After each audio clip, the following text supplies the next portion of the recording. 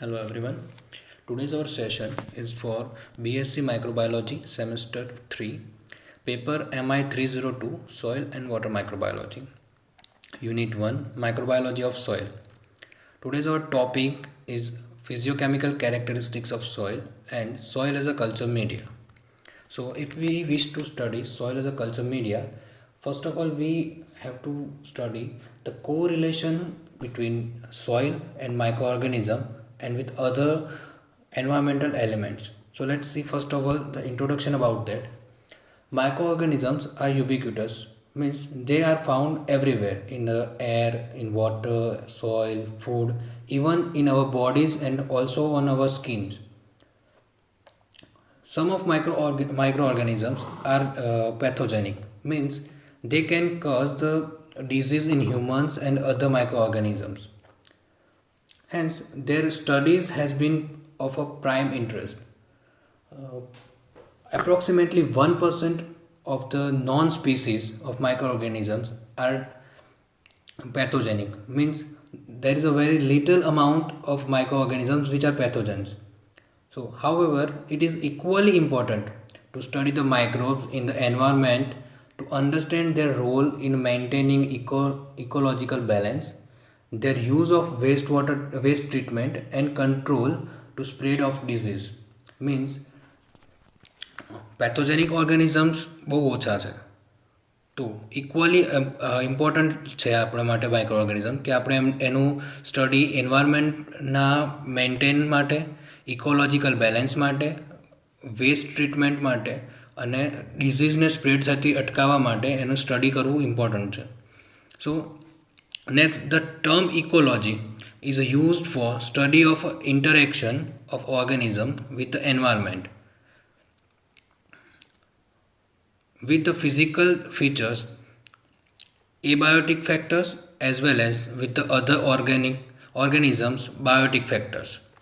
So ecology શું છે તો ઇકોલોજી એટલે કે એન્વાયરમેન્ટ અને બધા જ living organisms it consist of humans animals insects micro organism this all are living organisms એ બંનેનું ઇન્ટરેક્શન એટલે ઇકોલોજી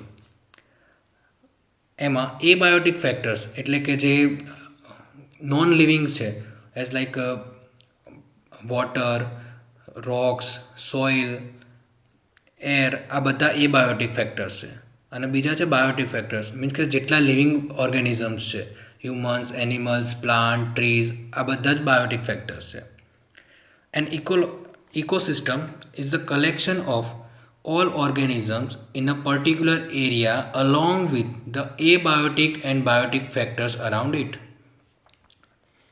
મીન્સ કે ઇકોસિસ્ટમને આપણે એવું કહી શકીએ કે એક એવું કલેક્શન છે કે જેમાં બધા ઓર્ગેનિઝમ પર્ટિક્યુલર એરિયામાં બાયોટિક અને એબાયોટિક બંને ફેક્ટર્સ જોડે જ સંકળાયેલા છે એકસાથે the region of the earth inhabited by living organism is called a biosphere. So અર્થનું જે લેયર છે કે જેમાં લિવિંગ ઓર્ગેનિઝમ્સ સંકળાયેલા છે તેને બાયોસ્ફિયર કહે છે સો આ બાયોસ્ફિયર અલગ અલગ 3 સેક્ટર્સમાં ડિવાઇડેડ છે ફર્સ્ટ છે હાઇડ્રોસ્ફિયર જેમાં અર્થ પરના જેટલા વોટર બોડીઝ એટલે કે જેટલા પણ પાણીના સોર્સિસ અર્થ પર છે એ બધા હાઇડ્રોસ્ફિયરમાં આવશે Second is the lithosphere. Lithosphere it includes soils and rocks in the earth crust.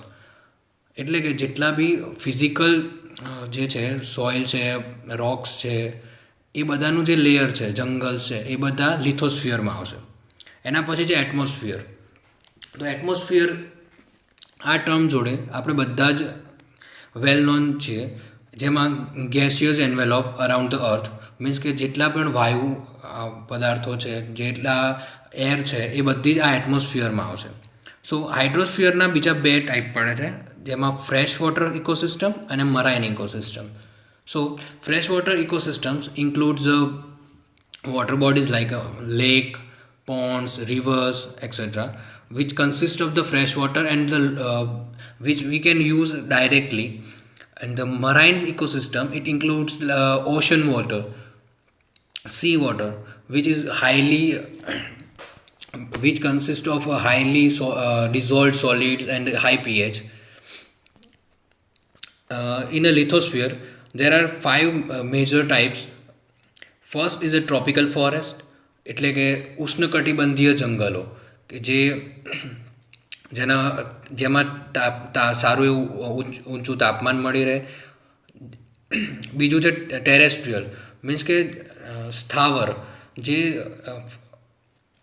સ્થાવરમાં include થઈ શકે છે કે જે પહાડી એરિયા છે, કોઈ પણ જંગલ લાઈક ગીરના જંગલ છે, તે બધા સ્થાવર એરિયામાં આવે. પછી છે ડેઝર્ટ્સ, એટલે તો બધાને ખબર છે રણ.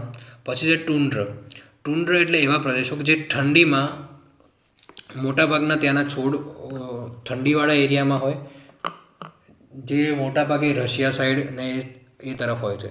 ટુન્ડ્રમાં સિઝનલ ફોરેસ્ટ હોય, અમુક સિઝનમાં જ તે પ્લાન્ટ્સ કે ટ્રીઝ એ ઉગતા હોય. એના પછી છે ગ્રાસલેન્ડ્સ, એટલે કે મોટા ઘાસના જંગલ, ઘાસના મેદાનો કહીએ છીએ તે.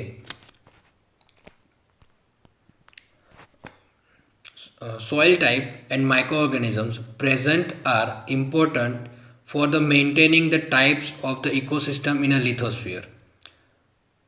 લિથોસ્ફિયરની જે ઇકોસિસ્ટમ છે એને મેન્ટેન કરવા માટે બે મેજર વસ્તુ જરૂરી છે, ઇમ્પોર્ટન્ટ છે. પહેલું છે સોઇલ ટાઈપ અને બીજું છે માઇક્રો ઓર્ગેનિઝમ્સ પ્રેઝન્ટ, એટલે કે જે માઇક્રો ઓર્ગેનિઝમ ત્યાં સોઇલમાં રહેલા છે એ, અને ત્યાંની જે સોઇલની ટાઈપ છે એ બંને મેજર રોલ આપે છે ઇકોસિસ્ટમ બેલેન્સ માટે. Soil is defined as a uppermost layer on the surface of the earth which is made up of very loose material above a solid rock bedrocks. તો અહીંયા એવું આપણે soil કોને કહી શકીએ? તો સોઇલ એટલે કે જે પૃથ્વીનું સૌથી ઉપરનું લેયર છે, સૌથી ઉપરની સરફેસ છે, કે જેમાં લૂઝ મટીરિયલ એટલે કે છૂટા પદાર્થો છે જે બંધાયેલા નથી, જેમાં આપણે રેતી, માટી, કાંકરા એનો ઇન્ક્લુડ કરી શકીએ, અને એ શેની ઉપર ગોઠવાયેલા હોય છે? તો સોલિડ રોક્સનો એક આખું લેયર હોય છે, જેની ઉપર જે ઉપરનું લેયર બને છે આવી રીતે છૂટક રેતીનું, જેને સોઇલ કહી શકીએ આપણે. Now function of soil. So its supports a plant life in a two ways. First, mechanical support, and second is a nutritional support. So, first support, mechanical support. તો મિકેનિકલ સપોર્ટ કઈ રીતે? તો એના ઉગવા માટે એક સરફેસ આપે છે, એના મૂળ જમીન સાથે જકડાયેલા હોય, જેના કારણે તે કોઈ એક જગ્યાએ સ્થિર રહી શકે છે. એના મૂળના જમીન સાથેના સપોર્ટના કારણે તે જમીનથી ઉપરની તરફ ઉગી શકે છે. સેકન્ડ છે ન્યુટ્રિશનલ સપોર્ટ. સોઇલમાંથી અલગ અલગ ન્યુટ્રિશન રૂટ દ્વારા પ્લાન્ટ મેળવે છે અને જેનાથી તે ગ્રો થાય છે. તો આ બે રીતે મિકેનિકલ અને ન્યુટ્રિશનલ સપોર્ટ સોઇલમાંથી પ્લાન્ટને મળે છે. Second is it provides a large number of organic and inorganic substances. જમીનમાંથી આપણને ઓર્ગેનિક અને ઇનઓર્ગેનિક સબસ્ટન્સીસ મોટા પ્રમાણમાં મળે છે. It possesses a vast and diverse microbial populations. It is a site of biological interactions. તો જમીનમાંથી જે સોઇલનું લેયર છે ત્યાંથી આપણને બહુ વિશાળ પ્રમાણમાં અને વૈવિધ્યસભર, ડાયવર્સ એટલે કે વિવિધતાવાળું માઇક્રોબિયલ પોપ્યુલેશન મળે છે, એટલે કે બહુ મોટી સંખ્યામાં અને અલગ અલગ ટાઈપના માઇક્રો ઓર્ગેનિઝમ આપણને સોઇલમાંથી મળે છે. બેઝિકલી સોઇલ એક એવી જગ્યા છે કે જ્યાં બાયોલોજિકલ ઇન્ટરેક્શનનું પ્લેટફોર્મ મળી રહે છે. સૌથી વધારે બાયોલોજિકલ ઇન્ટરેક્શન સોઇલમાં થાય છે. Biological processes cause a decomposition of organic matters in a soil. જે કંઈ બાયોલોજિકલ ઇન્ટરેક્શન સોઇલના લેયરમાં થાય છે એમાં જે એ ઇન્ટરેક્શન ડીકમ્પોઝિશનનું કામ કરે છે. ઓર્ગેનિક મેટર્સ જે સોઇલમાં હશે એનું ડીકમ્પોઝિશન થશે. Soil is a dynamic physiochemical matrix, એટલે કે સોઇલ સતત ગતિશીલ છે, એનું ફિઝિયોકેમિકલ સ્ટ્રક્ચર હંમેશા ચેન્જ થતું રહે છે. That supports the growth of plants and is also biological system as it supports diverse microbial activities. હવે કઈ રીતે એ બેલેન્સ કરે છે અને કેમ ડાયનેમિક ફિઝિયોકેમિકલ મેટ્રિક્સ છે. તો જ્યારે પણ એમાં પ્લાન્ટ્સ કે કોઈ ઓર્ગેનિઝમનો ગ્રોથ વધશે તો જે સોઇલની અંદર જે કંઈ ઓર્ગેનિક કે ઇનઓર્ગેનિક મેટર્સ હશે એનો ન્યુટ્રિશન તરીકે યુઝ કરશે, અને એ જે યુઝ કરશે એટલે સોઇલમાંથી એનું અમાઉન્ટ ઓછું થશે. હવે જ્યારે સોઇલ પર જે માઇક્રો ઓર્ગેનિઝમ કે પ્લાન્ટ્સ ગ્રો થઈ રહ્યા છે એની સંખ્યા વધી જશે, એટલે એ સમયે સોઇલમાંથી ન્યુટ્રિશન ઓછા હશે, એટલે પછી નવા પ્લાન્ટ્સ કે નવા ઓર્ગેનિઝમ ગ્રો નહીં થઈ શકે. તો આ રીતે એ ઇકોસિસ્ટમને બેલેન્સ કરશે અને સતત બદલાતું રહેશે. હવે જ્યારે એ પ્લાન્ટ કે માઇક્રો ઓર્ગેનિઝમને ન્યુટ્રિશન નહીં મળે તો એનો ગ્રોથ અટકી જશે. ત્યારબાદ એ ડેડ થશે, એટલે ફરીથી સોઇલમાં ઓર્ગેનિક મેટર્સ અને બીજા ન્યુટ્રિશન વધશે, એનો સ્ટોર થશે, એટલે ફરીથી ન્યુટ્રિશનનું અમાઉન્ટ વધશે. આ જ રીતે તે સોઇલમાં સતત ફિઝિયોકેમિકલ સ્ટ્રક્ચર એનું ચેન્જ થતું રહે છે. The history of soil microbiology covers about a period of 150 years. તો જે માઇક્રોબાયોલોજીની હિસ્ટ્રી છે સ્પેસિફિકલી સોઇલ માઇક્રોબાયોલોજી માટે એ લગભગ 150 વર્ષ કરતાં પણ વધારે જૂની છે. હવે આ અત્યારે આપણે જોયું તે સોઇલના ફંક્શન્સ જોયા. હવે આપણે સોઇલની પ્રોફાઇલ જોઈશું. સોઇલ પ્રોફાઇલમાં એના મેજર 4 હોરિઝોન પડે છે કે 4 પાર્ટ પડે છે. તમે જોઈ શકો છો આ સૌથી ઉપરનું લેયર જેને હોરિઝોન એ કહે છે, એના પછીનું લેયર સેકન્ડ લેયર જેને હોરિઝોન બી, સેમ એ જ રીતે એના નીચે horizon C and horizon D. આ જે છે એની ફિગર છે, અને આ છે એ સોઇલને જે એનો ઊભો ઓરિજિનલ ઇમેજ છે, જેમાં આ હોરિઝોન એ, આ હોરિઝોન બી, આ હોરિઝોન સી અને આ હોરિઝોન ડી છે. આ એની ઓરિજિનલ ઇમેજ છે અને આ એનું ડ્રોઈંગ છે. તો હવે જોઈએ કે હોરિઝોન એ અને બીમાં ABCDમાં શું આવશે અલગ. So first, the profile of soil has a distinct layer as shown in the figure. જેમ આપણે આકૃતિમાં જોયું તે રીતે એના અલગ અલગ હોરિઝોન પડશે. હવે એમાં પહેલું છે હોરિઝોન એ, જે સૌથી ઉપરનું લેયર છે, જેમાં organic debris in various stages of decomposition and minerals. તો સૌથી ઉપરનું સોઇલ લેયર હશે જેને હોરિઝોન એ કહે છે. એમાં મોટા ભાગે ડેબ્રિઝ એટલે કે રજકણો હશે, ડીકમ્પોઝિશન અને મિનરલ્સ હશે. જે કંઈ પણ ઓર્ગેનિક મેટરનું ડીકમ્પોઝિશન થાય છે એ ઉપરના હોરિઝોન એમાં હશે, અને એના સિવાયના બીજા જે પણ મિનરલ્સ છે, ન્યુટ્રિશન્સ છે, એ બધા જ હોરિઝોન એમાં હશે. એની નીચે આવે છે હોરિઝોન બી. હોરિઝોન બીમાં fine particles and minerals. Fine particles એટલે કે જે એક સરખા ગણી શકાય, આઇડેન્ટિકલ ગણી શકાય તેવા રજકણો હશે, જે નાની આપણે કાંકરી કહી શકીએ, એક સરખી રેતી કહી શકીએ તેવા લેયર, અને જેમાં મિનરલ્સનું અમાઉન્ટ પણ હશે. એના નીચે આવશે હોરિઝોન સી, જેમાં weathered minerals material excluding bed rocks, કે જે વર્ષોથી જે મિનરલ્સ જમા થઈ રહ્યા છે, જે વેધર્ડ છે એવા મિનરલ્સ ત્યાં જમા થશે, જે બેડ રોક એટલે કે જે સ્ટ્રોંગ પથ્થરના લેયરની ઉપર જમા થયેલા હશે. એના નીચે આવશે હોરિઝોન ડી, જે અનવેધર્ડ મિનરલ્સ હશે, કે જે વર્ષોથી સ્ટોર થયા હશે, ડિકમ્પોઝ થઈને જે જમા થયા હશે તેવા સોલિડ રોક અમાઉન્ટમાં હશે, કે એકદમ રોક પર હશે.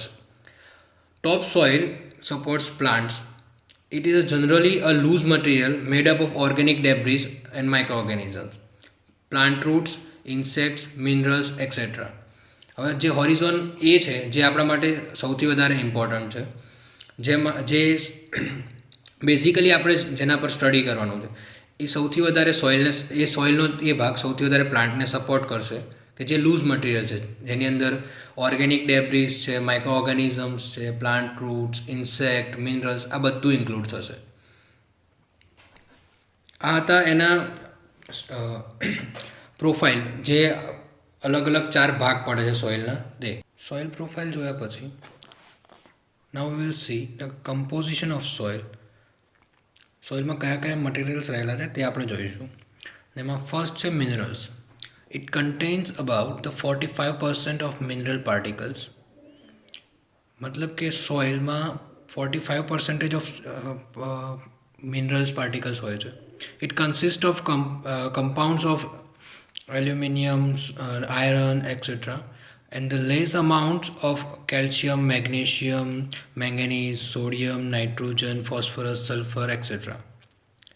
These minerals constituents of soil occurs in a size ranging from small clay to large pebbles. मतलब કે આ જે મિનરલ્સ હોય છે તે અલગ અલગ પ્રકારના મિનરલ્સ અલગ અલગ રેન્જની સોઇલ્સના પાર્ટિકલ્સ બનાવે છે. એઝ લાઈક સ્મોલ ક્લે અને લાર્જ પેબલ્સ એટલે કે મોટા પથ્થર.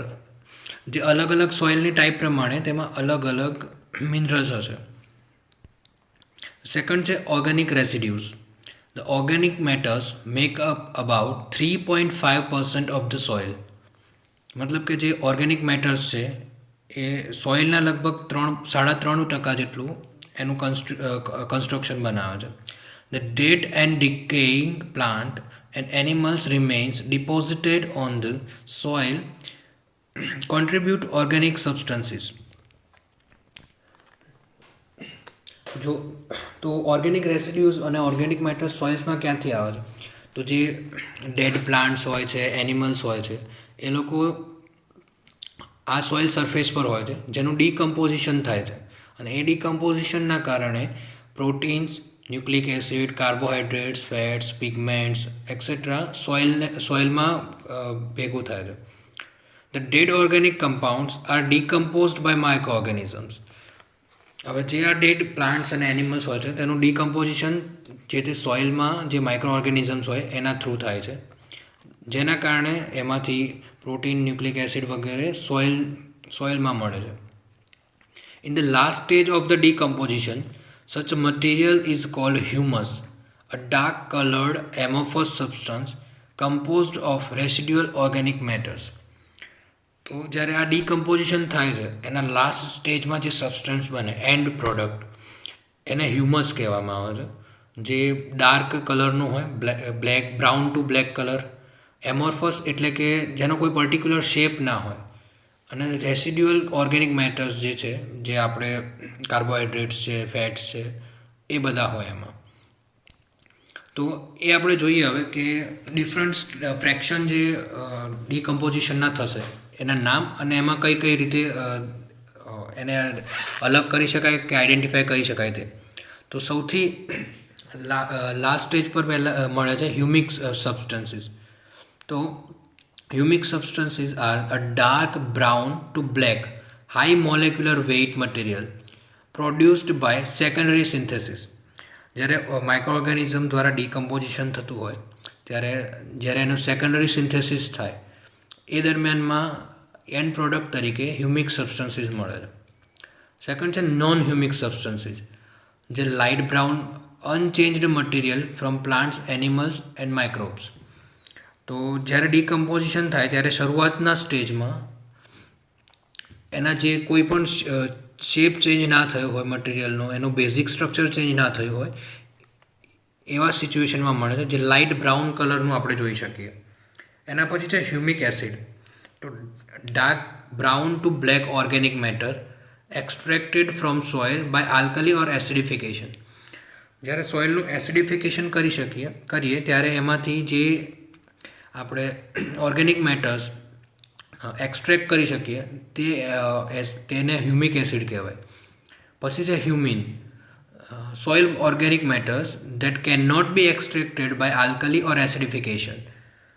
તો એવા જે ઓર્ગેનિક મેટર્સ છે સોઇલમાં જેને એસિડિફિકેશનથી આપણે આઇસોલેટ ના કરી શકીએ, એક્સટ્રેક્ટ ના કરી શકીએ, તેને હ્યુમિન કહેવામાં આવે છે.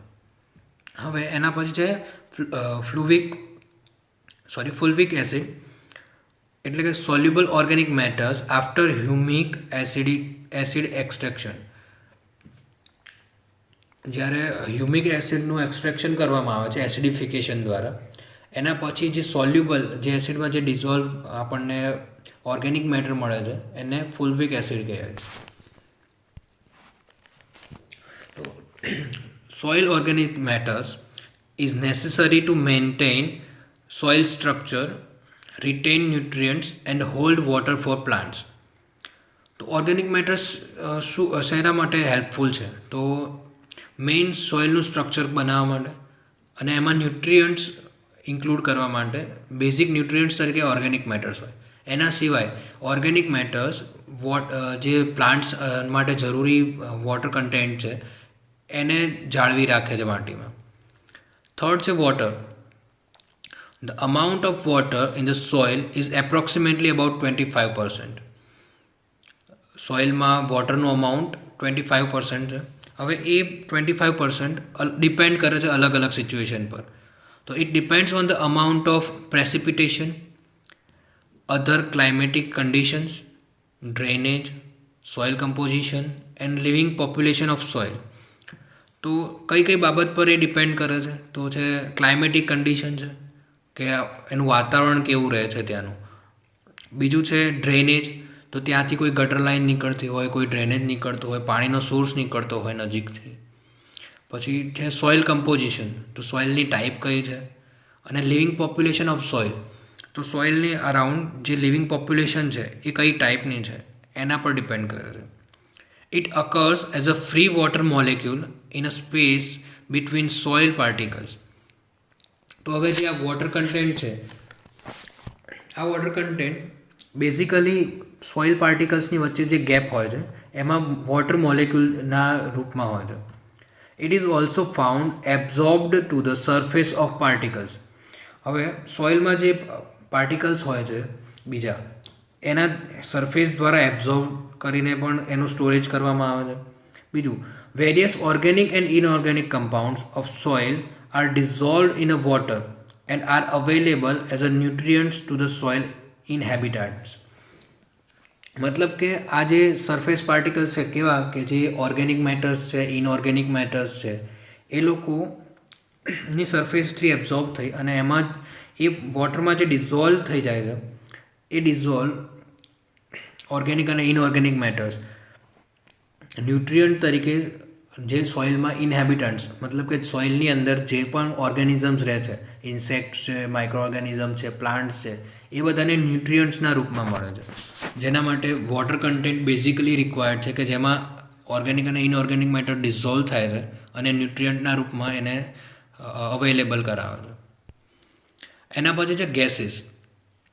તો gases make up around 25% volume of the soil.